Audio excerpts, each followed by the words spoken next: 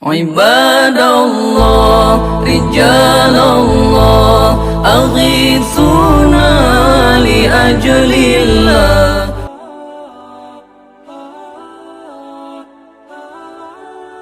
Assalamualaikum warahmatullahi wabarakatuh.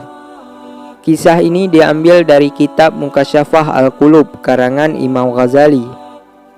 Diriwayatkan bahwa pada zaman Rasulullah SAW, Umar bin Khattab, salah seorang sahabat terdekat Rasulullah SAW, menangis di depan pintu rumah Rasulullah SAW. Mendengar suara Umar bin Khattab berada di luar, maka Rasulullah SAW segera keluar dan bertanya kepada Umar bin Khattab, "Wahai Umar, mengapa engkau menangis?" Kemudian Umar menjawab, "Wahai Rasulullah, bersamaku ada seorang pemuda yang telah membuat hatiku sedih dengan tangisnya." Namun sebelum lanjut, alangkah baiknya sukai video ini, komen dan juga berlangganan. Bagikan video ini, semoga bermanfaat bagi kita semua. Selamat menonton. Lalu Rasulullah SAW memerintahkan Umar agar membawa masuk anak muda tersebut ke dalam. Atas perintah tersebut, Umar bin Khattab lalu mengajak pemuda yang datang bersamanya sambil keduanya tetap menangis.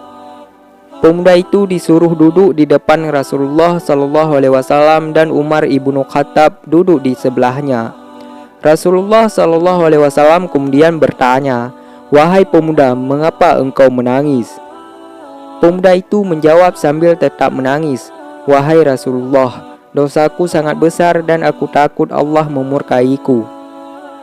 "Apakah engkau telah menyekutukan Allah dengan sesuatu?" tanya baginda SAW. "Tidak, ya Rasul," sahut pemuda itu sambil tetap menangis. "Apakah engkau telah membunuh seseorang dengan alasan yang tidak benar?" Rasulullah SAW kembali bertanya.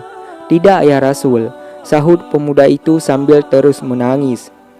Lalu Rasulullah SAW bersabda, "Sungguh dosamu sebesar apapun, Allah akan mengampuninya sekalipun memenuhi langit dan bumi."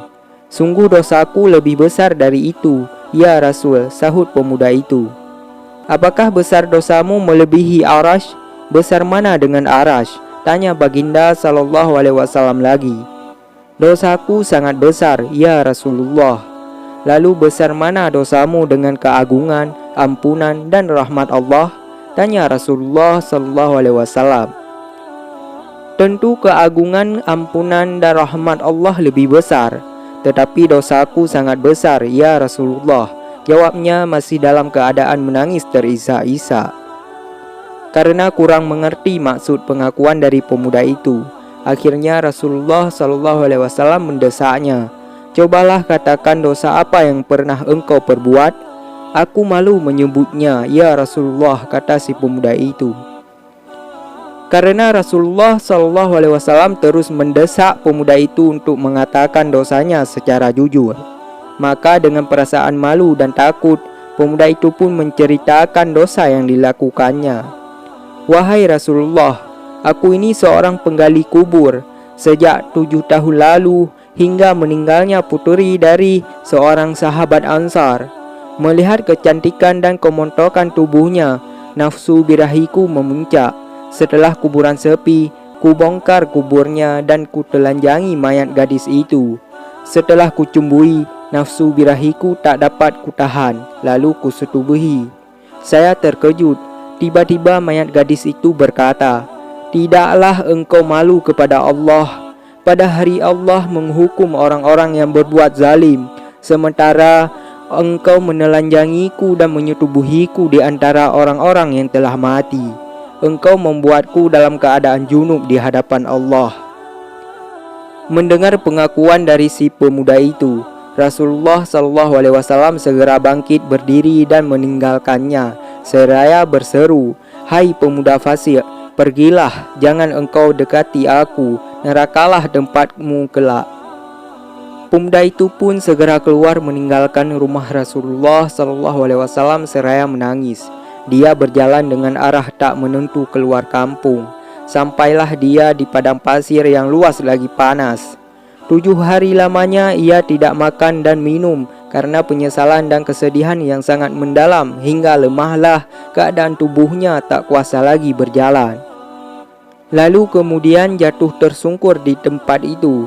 Di atas pasir ia bersujud kepada Allah, lalu berdoa dan memohon ampunannya dalam tangisnya. Ya Allah, aku adalah hamba-Mu yang telah berbuat dosa besar. Sekarang aku datang ke pintu-Mu, agar Engkau berkenan menjadi penolongku di sisi kekasih-Mu. Sungguh Engkau maha pemurah kepada hamba-hamba-Mu, dan tiada tersisa harapanku kecuali kepada-Mu.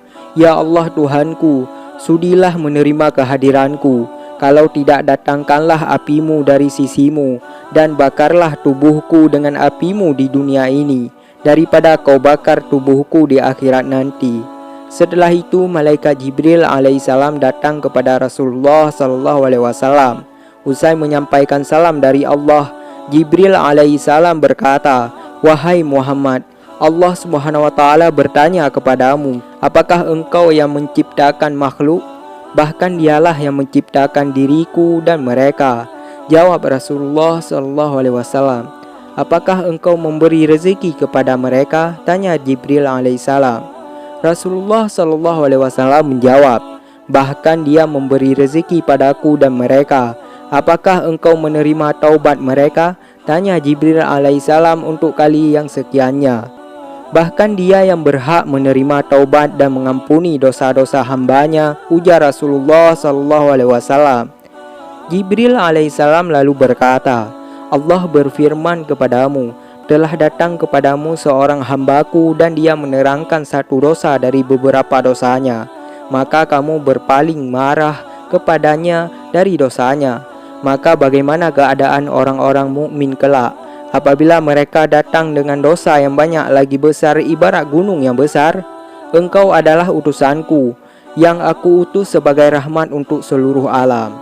Maka jadilah kamu orang yang sayang menyayangi pada semua orang yang beriman, menjadi penolong bagi orang-orang yang telah berdosa dan memaafkan keterlanjuran dan kesalahan mereka, hamba-Aku. Karena sesungguhnya aku telah mengampunkannya, menerima taubatnya dan dosanya."